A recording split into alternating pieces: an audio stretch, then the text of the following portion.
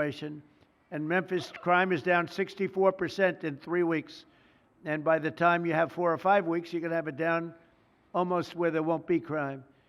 And we could do that in Chicago, by the way, if they would let us.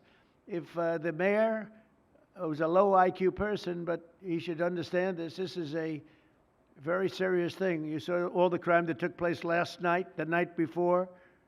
The woman with the burning, they burned the woman. To be talking about that now, they burned this beautiful woman riding in a train. A man was arrested 72 times. 72 times, think of that. And they'll let him out again. The liberal judges will let him out again. But we're ready to go. You know, we've been moving toward Chicago. We have a governor that thinks it's wonderful that only like 7 people were killed this week. But we are moving toward doing, and we're going to, if crime gets, it's horrible what's happening in Chicago. We could make Chicago a safe city in a period of 4 weeks. In a period of 8 weeks, 9 weeks, 10 weeks, it would be totally safe. And the people of Chicago want us to go there. And if you look at the crime that's taken place in Chicago in the last 2 weeks, just take a look. It's on the front page of every newspaper. It's out of control. The mayor is incompetent, and the governor is a big fat slob. He ought to invite us in, say, please make Chicago safe.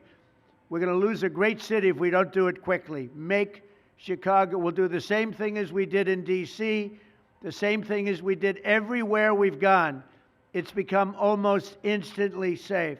And I want to do it in Chicago. So Governor Pritzker, if you're listening, let's get your act together. Invite us in. We're going to make your place so safe. You're not going to have these crimes that are making the newspapers and the front page of every newspaper and television story, news story. We'll make Chicago a safe place very quickly.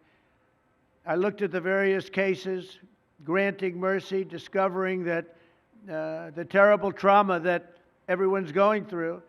And I had a little bit of a Pritzker joke. I was going to talk about Pritzker in size, but when I talk about Pritzker, I get angry because he's not letting us do the job. So I'm not going to tell my Pritzker joke. They have a very cute little joke, you know.